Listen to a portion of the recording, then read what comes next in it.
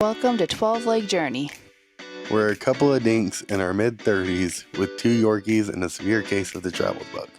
Follow along with us as we explore 48 states in 48 weeks. We'll be posting daily shorts and weekly long videos highlighting our travel within each state on Fridays. Please be sure to like, comment, and subscribe. Well, where are we, babe?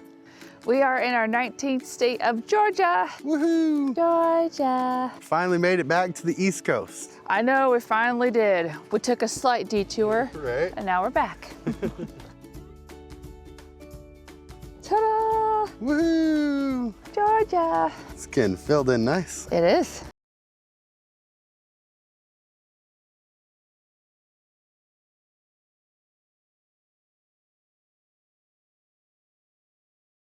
We figured we'd come on here and tell you guys about all the extra fun we had in Georgia. It wasn't all fun and games for us. Our family had a not so much fun time in Georgia. It was just weird how it turned out that way. It was definitely a series of unfortunate events. Oh yes, just like that book, yes. So it started out, our very first stop was at the old White House Fort in northwestern Georgia. And I stepped through a porch and ended up falling, and I'm pretty sure I fractured 2 of my toes along that way. And that was our very first stop. So I got to deal with that the rest of the trip. Scraped the heck out of my ankle, or you will see the footage of my foot in the section about that fort, but I'm still dealing with it. We're currently in North Carolina filming this, actually, about 2 weeks out from that happening. His foot is still bothering him, so it's more than just, oh, he sprained, you definitely fractured. You had some bruising that looked like fracture bruising, so you had all kinds of fun, babe.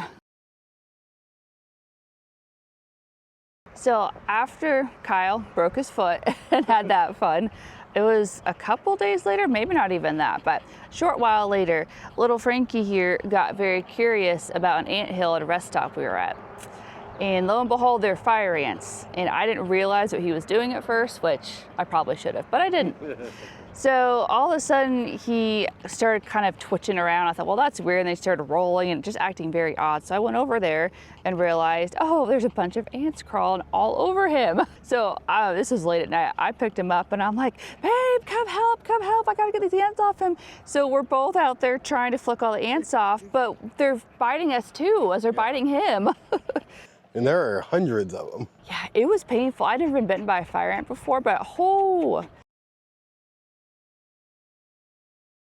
Well, and that same night was the night that Charlie was horribly sick. Started out with him puking all over the blue blanket that we have on top on our bed. And then he started having constipated poop, then kept having diarrhea after.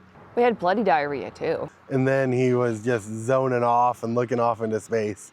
Poor little guy definitely had a rough go of it. It was a rough night. And I was nervous, so I was awake pretty much all night long with him. Oh yeah, you're a tough little guy. You're a tough little guy. Gotta bark at the neighbors. I was awake all night with the little guy because it's so rare that he's sick and he doesn't zone out, so I was all nervous. And poor Kyle, his foot was hurting him so bad, so I had to make sure that I was awake so I could take Charlie out and take care of all the kids while this was going on. It was quite the night. Yeah, it was definitely quite the night.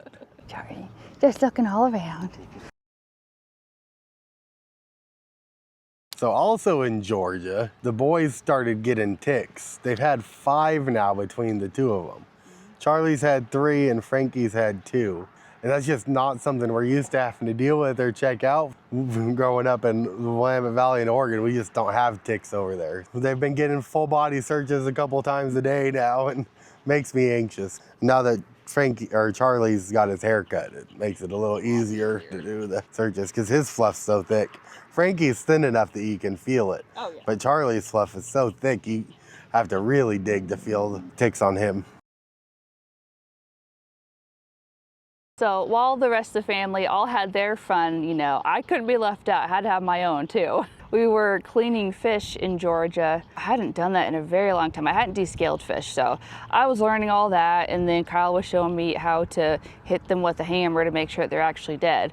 You'll see in the footage. Well, you won't see me actually hitting it and falling over, but I hit the fish so hard that it like bounced towards me, and then I got nervous and jumped back, and I ended up falling off the bench right onto my back. Yeah, it's pretty irritating. Which was the last fish we were trying to dispatch. It was. And so I decided we had enough footage of it at the time. And lo and behold, Amber gets scared and falls off the bench when I finally turn off the camera. It was so weird because I was there sitting, and then all of a sudden I was lying on the ground. I just didn't know how it happened. Yeah, I didn't realize she scared herself into dumping herself on the ground. Yeah, that's what happened. Fairly entertaining. It wasn't too bad. I mean, I got scraped up a little bit, but it was fine. It was just more, I think, a surprise than anything else. Georgia was quite the experience for the whole family.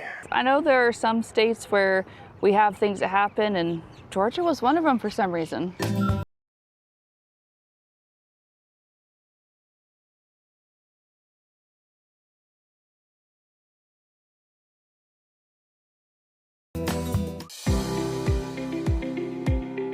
Well, we're here at Fort Hollingsworth in northeast or northwest Georgia.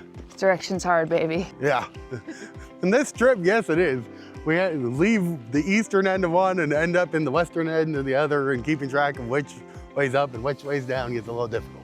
Yeah, we're definitely doing a lot of weaving. I don't know, it's different than the other forts we've gone to, so it looks pretty cool so far. Yeah, let's go check it out. Well, it says it's supposed to be open today, but it looks like buildings are still locked up, but go venture around anywho and see what we can find. Ooh, look at the foundation on that house. Those rock piles look like they've, It looks so sturdy. some of them are a little bent. That one's a little angled there. Oh, I like the stairs. They're pretty cool. Them's pretty fancy. Oh, it's one of those split houses like we saw down in Yeah, they were popular. Supposedly they had these to help with like cooling the place down, yeah. which makes a lot of sense. I like the idea of having the kids' quarters separate from the parents. Oh, gotta be short. Look at this. Yeah, golly. Gonna bump my head if I go. Everything y'all can see on the camera, we can't see looking through the window. We can't. It's amazing how much this camera brightens everything up.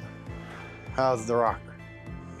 Amber can't resist a good rocking chair. I love rocking chairs. We gotta have rocking chairs. We're gonna have a big porch someday and then a bunch of rocking chairs. Sounds good to me. Sounds like a nice place to sit and read a book. Right? Oh, these steps look a little more put together. Yeah, this was the front steps, I think. So is this their White House or? I don't know. I reckon we're gonna have to go walk around some more. Ooh, that's a nice bench for you, baby. Ooh, let's test out this one too.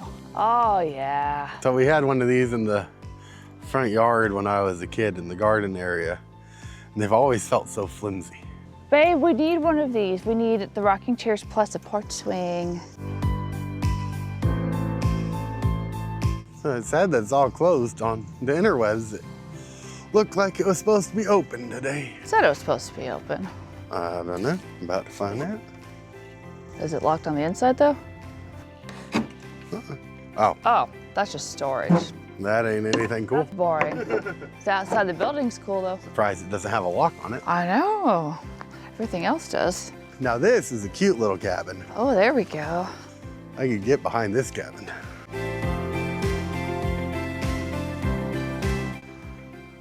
Oh, is this more the original roof? No. That's supposed to be a fake snake right there. I didn't even see that. Don't touch it. Oh yeah, that is real. What did it do? It moved. Ooh, that's real. Nice. Someone tell me what breed of snake that is. I ain't actually touching it. Fell through the deck. He fell through the deck. Look at that. Softwood. He literally fell right through here. Ooh. It was a whole piece of wood and now it's not. You okay, babe? Yeah. You gotta be careful, baby. I thought I was. At least you didn't fall on a snake. Oh man. I was walking and then all of a sudden I heard this thud. I was like, what happened? I turned around and Kyle's on the floor with his foot stuck in that little board there.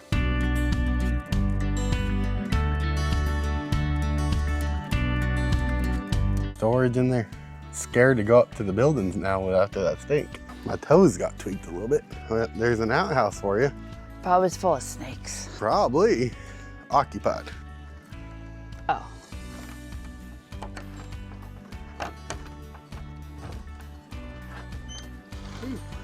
Look at that. That looks like maybe a throne people actually do use.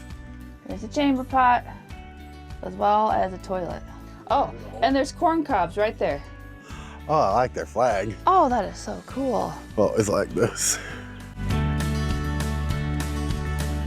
Fancy lawnmower back there. I don't think that is of the period. I'm not feeling as adventurous going into these buildings after that snake just on the side of one. We didn't grow up with snakes like that, so my guess is for people around here, it's like, it's just a snake, it's no big deal. Well, and after falling through the deck, I ain't trying to do that again. All right, babe, go walk on the deck. Ugh. You're a little smaller than I am. You're so cute. All right, nothing much in here, just some kind of old looking tools, I guess. Boards. Hi, baby. Hi. He's a little nervous about porches now. Well, can you blame me? Ta-da! See? I got him pretty good. Gonna doctor up poor Kyle. Man, that's pretty good. You got multiple cuts, babe. Yeah, it's gonna hurt when we're walking up hills and I'm sweating. Yep, look at all those cuts. Did a good job, babe. You didn't have enough adventure in your life, you had to add more. So it doesn't hurt, except for my toes that are hyperextended.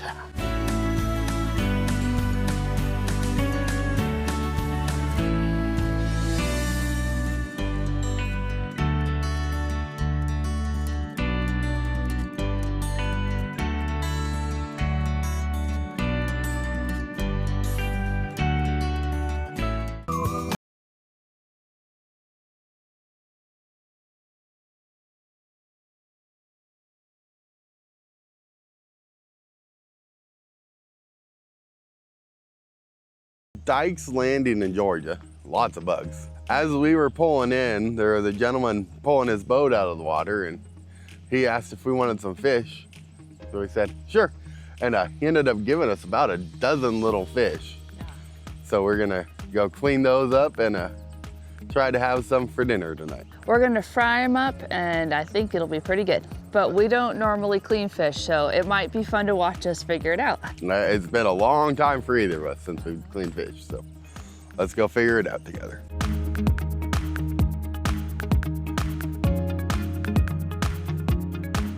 All sorts of bugs. But none of them are dead. So it's like, whoo, sharp scales. Okay. Right in my finger. Did you just get hit with a scale? The scale poked him. No glove, no love. That's right. Then until we're ready to rinse, we'll put the defent scaled ones there. Okay. Are you still alive?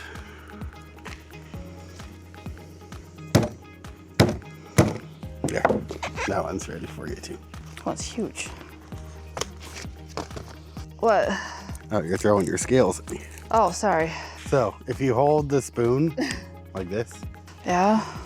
with your finger, then you can actually get better traction on it.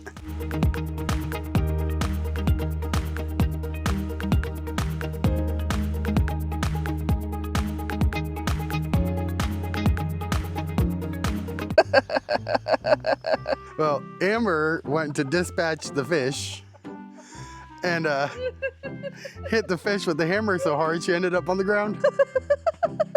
It jumped towards me and I just flew back, so I fell off the bench. Oh, baby. Oh my God. Too bad that part was on camera. It was pretty funny. Did you hurt anything? No. Just your pride? My pride. You did pretty good. No, did I? Yeah. Oh, am I covered? That was fun. God. Oh. Yeah, golly. And here I thought y'all would get bored of this scaling process, but that would have been pretty exciting. There we go. That's probably good. Got all the scales off. It is. I wonder if this is the one that threw you on the ground. Technically, I threw myself on the ground. Babe, You were trying to throw this thing at me. I'm not. So I'm trying to move the fish to the water because you keep moving the water bottle. I don't think so. According to the YouTubes, we cut right here behind the fin, just cutting the head off. Careful, hold on to the fish tight. Just cut on down. All the way through, you're gonna go through bone. Oh, you've got a bigger fish than I do. Yeah. All right, so now we pull out all those insides. All the guts. All right, my cavity is empty.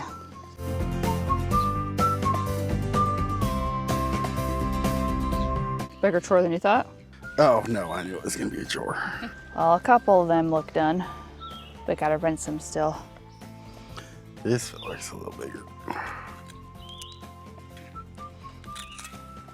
Well, we ain't got a fancy bucket, so I got one of our Walmart bags.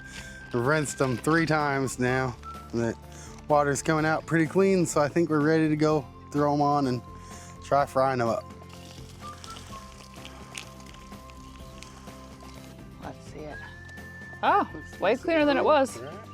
Know a lot of you out there will be opinionated about this. Don't know what I'm doing. I'm perfectly willing to admit that. This is more a meal for me than for Kyle. I love fish. Yum, yum, yum. All right, you gonna try some, babe? Okay, yes, I'm gonna try a little piece because it's pretty warm. That's pretty good. Tastes like fish. This is my second fish that I'm destroying because it's pretty good. I'm not near as much of a fish person as Amber is, but it's definitely edible. Gonna sit here and enjoy some fish. Definitely a lot of bones in these. Well, that was a fun little surprise afternoon project. Yeah, we didn't think we were gonna do this at all. Apparently the feller that gave us the fish had just won a fishing tournament. He said he caught the biggest fish and then the biggest volume. So, looks like he won all the way around. Gonna read today, baby? Probably. That's what I figured. Oh, shoot. I'll text you.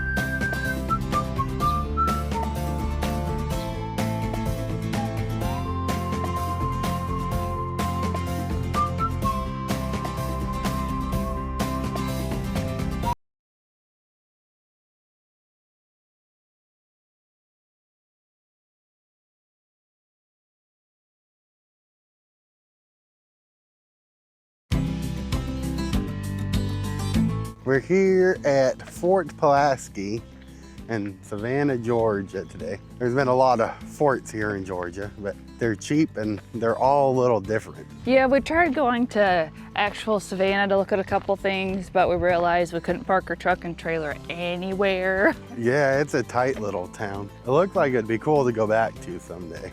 Yeah, when we do our 50 states in 50 months at some point, we'll have to go back there and really explore it. All right, there's steps, baby, be careful. To go scale the wall like Spider-Man, huh? Right, that's very rude that they don't let you.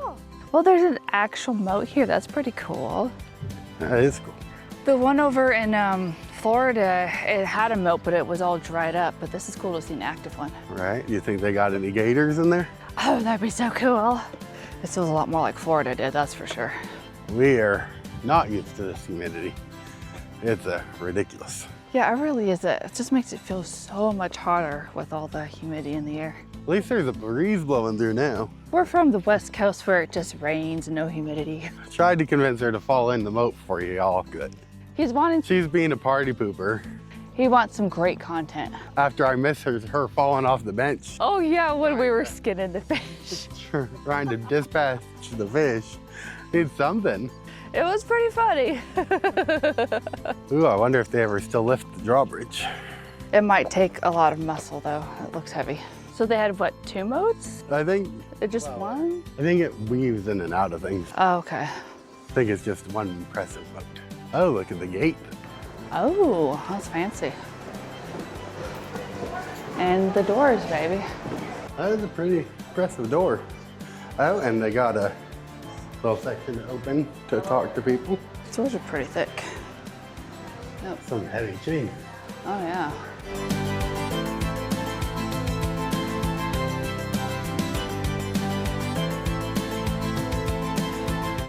To raise the drawbridge, 2 men released the ratchet brakes in the sally port.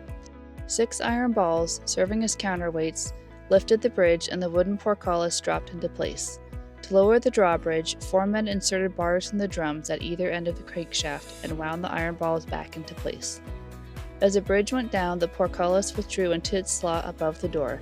A 5th man stood in the sally port and called signals. The quartermaster office was essential to the smooth operation of Fort Pulaski, where the quartermaster officer was responsible for repairing, counting, and distributing military equipment. During wartime, the quartermaster room was located by the powder magazine and housed everyday necessities like soap and uniforms, along with simple items such as lanterns, oil, and wicks to brighten dark spaces before the advent of electricity. The quartermaster also maintained communication equipment, including red and white signal flags and small arms such as muskets and pistols. Today, this room also contains tools for loading and firing the fort's cannons. Long wooden poles with metal spirals and sponges are used for loading and cleaning the barrels. In the back corner, large wooden poles, known as maneuvering spikes, serve as levels to help position the heavy cannons for firing. It's a big tree here in the middle of the fort. Oh, that would be nice to look at. Shall we continue on? We shall journey on. Soldiers at Fort Pulaski were organized into mess groups consisting of 5 to 10 men who took turns cooking for the group. Although there was an official kitchen located in the then flat demi-lune outside the fort, many of the enlisted men cooked their meals on stoves inside the casemates. The soldiers enjoyed coastal cuisine thanks to the fort's location. While they had access to typical Army rations such as hardtack, salt pork, beef, and coffee, they were also able to collect oysters and fish in the surrounding river. Journal entries from that time recall catching and eating large sea turtles and even the occasional alligator. Some nice little wheelbarrows. Ooh, look at that, make it homey. During the bombardment of Fort Pulaski in April 1862, this magazine contained 400,000 pounds of black powder. U.S. rifle artillery, positioned 1 mile away on Tybee Island, reached the opposite corner of the fort in less than 30 hours. Once the southeast angle was breached, the U.S. had a clear line of fire across the parade field to this magazine and its deadly contents. Fearing his 385 men could be blown to perdition by our own powder, Confederate Colonel Charles H. Olmsted surrendered the fort. Under these circumstances, cut off from all hope of relief or the possibility of retreat, the fort practically breached, some of my most effective guns rendered useless, and the magazine liable to blow up in a very short time, I felt compelled to yield. It takes up the whole room, it's so huge. Yeah. Can you imagine? You build a whole room just for one equipment, essentially. It's not a little room either. Oh, it's massive. I can see why it was labeled. Now that's a big cannon. Good grief. That's not moving quickly. Oh, babe, there's a bird up there. Attention for guests, the second level of the A fort bird. is closed. Please find the closest stairwell and make your way down. Thank you. The reds in the brick are more impressive than the wood. In 1862, Confederate soldiers used earth and timbers to create a blindage. The blindage created a covered walkway to protect troops against incoming shot and shells. They also dug ditches in the parade ground to catch rolling cannon shot. Oh, prison. Prison, babe. Well, she's locked up again. I think it's your turn to get locked up. It's always me. You're the one that can't stay out of trouble. I know, but you always bust me out of trouble, so we're like Bonnie and Clyde. Yeah, one of these times I'm just gonna leave you in. I ain't trying to be an accessory to your crimes. Yeah. All right, don't tell anybody. My hero! After surviving being fired upon by their own men in Charleston, South Carolina, nearly 600 Confederate officers were imprisoned in Fort Pulaski in October 1864. As their legend began to grow, they continued to suffer during their imprisonment here until March 1865. Civil War prisons were terrible. Conditions were made worse by revenge tactics on both sides. To secure better living conditions for U.S. prisoners at Andersonville, Georgia, the U.S. treated Confederates at Fort Pulaski poorly. Overcrowded quarters, no clean water, and starvation rations. Each man received 1 handful of cornmeal and pickles per day, with any rats or cats that they could find. 13 prisoners died of disease and were buried in the fort cemetery. That's still a pretty big hole. That's what my fist could fit in there. Take one of those plungers and Plunge, plunge, plunge. It's very sad that we don't get to go upstairs. It looks pretty nifty. But they could have warned us they were gonna be closing it off. Right, we would have gone up there first. Still a pretty cool fort, even without getting to go upstairs. Charles H. Olmsted was just 25 when elected by his men to command Fort Pulaski in December 1861. This room served as his headquarters and bedroom. It was here that Olmsted and U.S. Brigadier General Quincy A. Gilmore arranged the unconditional Confederate surrender terms on April 11, 1862. Frank Moore, a popular wartime journalist, described that evening's solemn surrender between U.S. and Confederate officers at Olmsted's quarters. The ceremony was performed in the colonel's headquarters, all standing. It was just a dark, and the candles gave only a half light. The weapons were laid on the table, each officer advancing in turn according to his rank and mentioning his name and title. Nearly everyone added some remark. The colonel's was dignified. I yield my sword, but I trust I have not disgraced it. The American flag was then raised on the ramparts. You want to go swim across the moat, babe? Yeah. All right, ladies first. No, no, no. It's only polite. You have to be a gentleman after all, baby. That's definitely an alligator. All right, maybe don't go swimming in the moat. I wasn't going to anyways.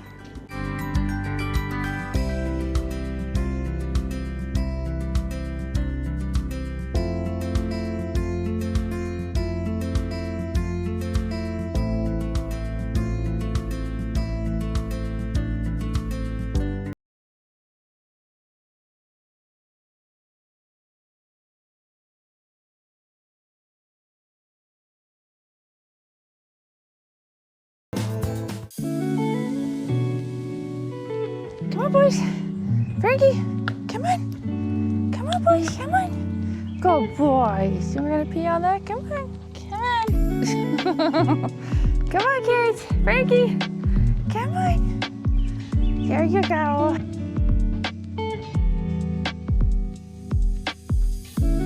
So, I wonder where that goes to, but it's gated, so I'll have to keep wondering. Probably to people's houses. Yeah, that's what it looks like. My filming's gonna be a little jerky because my Because your foot, broken.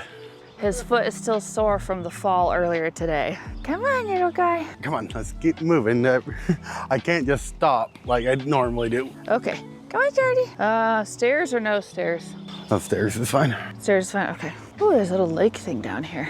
There goes Charlie.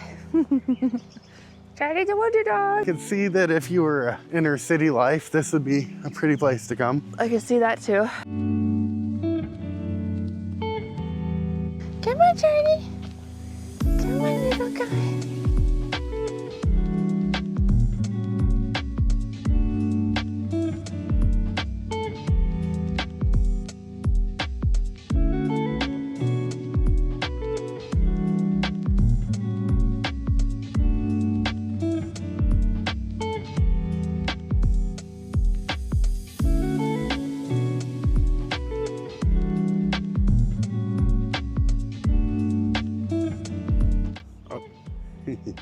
Making noise. Hi, ooh, hissing. Oh, they got babies. That's why they're hissing. Yeah, Charlie, you're staying far away. They're gonna hurt you. How's your toe? It's great. Charlie, we cannot mess up your daddy walking. You're not a very straight walker. Oh, I'm really not.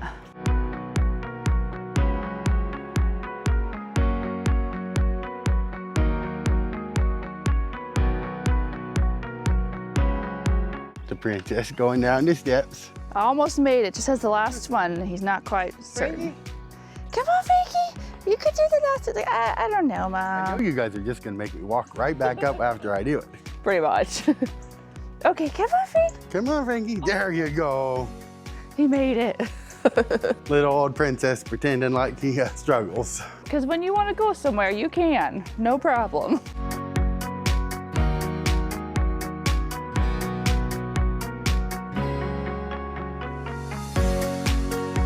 Yeah, I think they used to have more to this than they do today.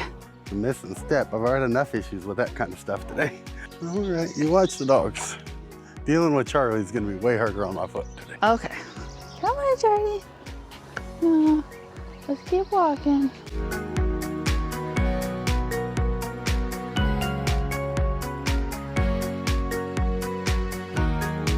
Charlie, you're not even getting drops out anymore. No, he's not.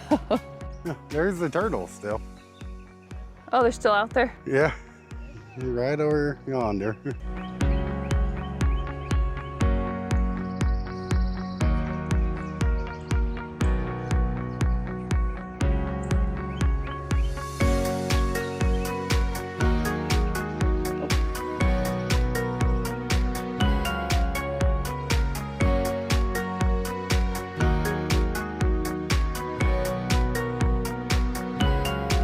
Charlie, you got no drops left.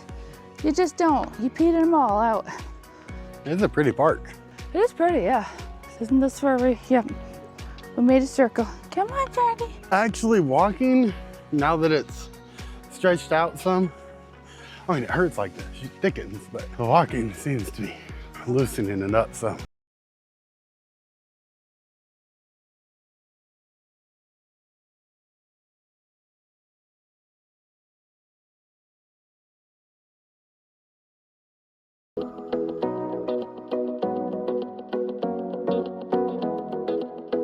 Over here at Andersonville National Historic Site. We are, and today I'm gonna do the filming because Mr. Gimpy here It gets a little shaky with me walking around.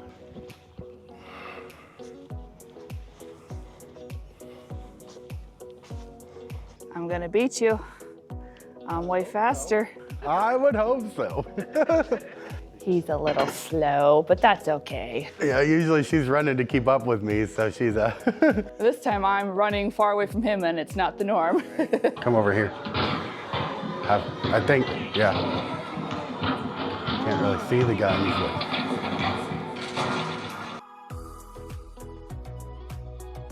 Go ahead, Gimpy. Stay in line, don't break.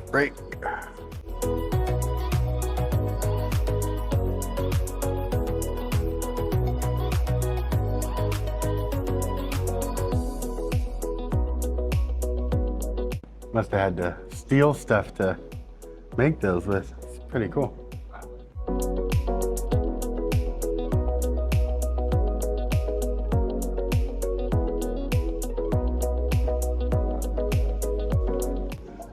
Oh no, Amber got herself locked up again. Again, I think this is the third time on this trip. She's doing that a lot. I just don't have a good track record of staying free. Sure don't. Should we leave her behind this time? Uh-oh, she's escaping. Woohoo, I'm out again. I don't know if you can get in there though. I don't think so. I'm guessing that's one of the NAM cages. It's kind of nice getting to just enjoy a museum for once and not be the one filming. It's a lot of responsibility to film, huh? Huh? Whatever, get out of my way. Wanting to give me crap and then you just stand right in the way. Less than 1% of Union prisoners of war at Andersonville made successful escapes. Many others tried and failed. Those who succeeded did so by running away while on a work detail, not by tunneling. Most tunnels either caved in or were tipped off to Confederate guards by turncoats. Coming up to the wall, looks like just a reconstruction of what it looked like. Make sure you get everything behind the wall. Okay. Kyle's being Mr. Bossy because he can't be the one doing the filming today. The stockade. That looks nice and comfy, doesn't it? Whew. Could be in the stockade right outside the fort. Well, that's a comforting feeling. You are about to enter Andersonville, one of the largest Confederate prisoner of war camps. Of the 45,000 Union soldiers confined here, nearly 13,000 died. Throughout the site, there are clues to the high rate of mortality. Leaving the museum. Gonna go try to find the driving tour. Yes, the walking was too much for Kyle, so. Yep, I'm a whiny little man. Well, big man. You clearly injured your foot quite a bit more than you're trying to let on. It's obvious. Going to the doctor isn't gonna do any good. They're gonna put it in a boot, which isn't gonna stabilize the part of the foot anyway. I ain't getting surgery. He's whiny. I told you, you hurt it more than just a sprain. Yeah. So I'm pretty sure at this point there's a fracture in there. Yeah, it looks like it. But the thing about broken bones is if you never go to the hospital to get them diagnosed, you've never had a broken bone. Yeah, okay, that's not how that works, babe. That's why I have never had a broken bone in my life. Oh, good God. He's had multiple. He just doesn't go to the hospital or doctor for it ever. Yeah. We don't know that I've had multiple. Sure, babe, sure. Though I'm pretty sure that finger that won't go straight, Oh, yeah. I'm pretty sure I broke that in a card game in high school. He breaks stuff. See, I broke my foot back in Montana, I don't know, 3 or 4 years ago. And it was obviously broken. I had all the bruising showing that it was, but I didn't go to the doctor either. I just put on my hiking boots and dealt with it until it healed up. I know, but we've got ice and Tylenol ibuprofen, and we've got some of that Coban wrap. All right. So we can take care of it ourselves.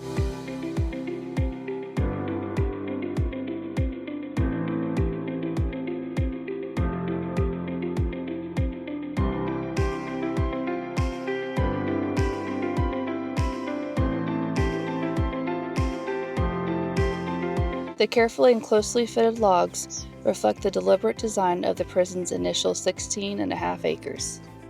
At the far northeast corner, haphazardly spaced tree trunks reveal the hasty construction of the camp's 10-acre addition.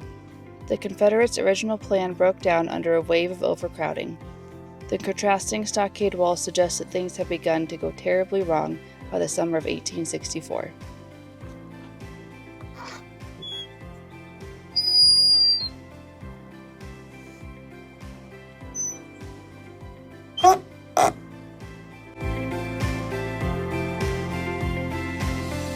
During a heavy rainstorm on August 14, 1864, a spring suddenly gushed from this hillside.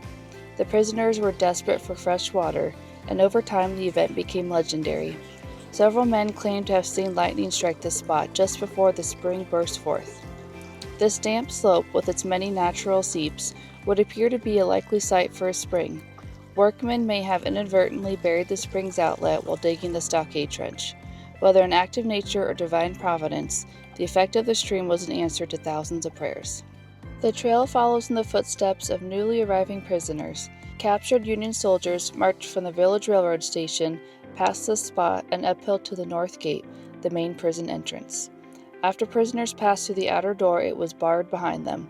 Then the inner gate swung open on the prison yard. New arrivals, or fresh fish as they were often called, had no idea what awaited them there. Well, we're back to just me alone again. Kyle is doing the drive-in because he can do that with his foot, but the walking was too much. So I'll do a walking tour of, I guess, the area. Within this stronghold stood the offices of the post commander and the prison commandant. Fort and headquarters are symbols of power, but the fully enclosed earthwork also reflects the authorities' besieged state of mind.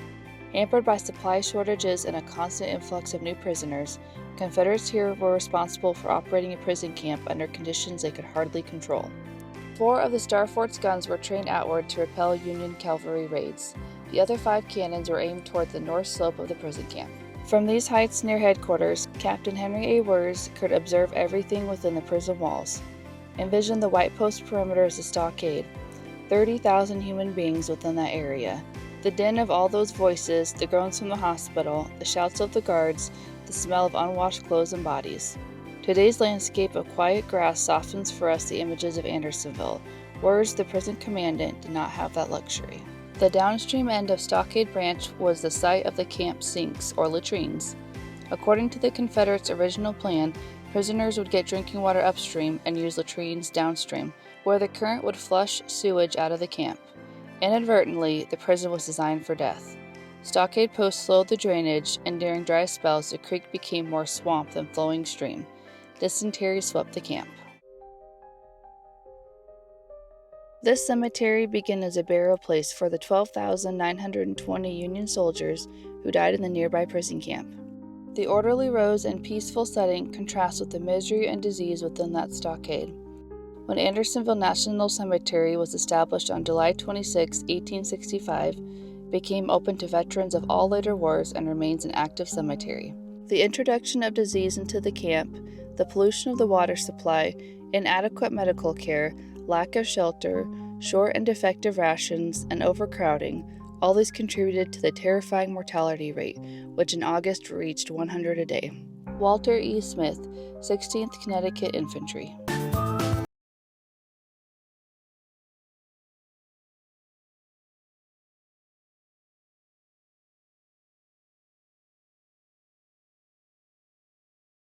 Journey. It is better to stumble and trip through your own unbeaten path than to wake up one day old and gray, having never ventured from the sidewalk.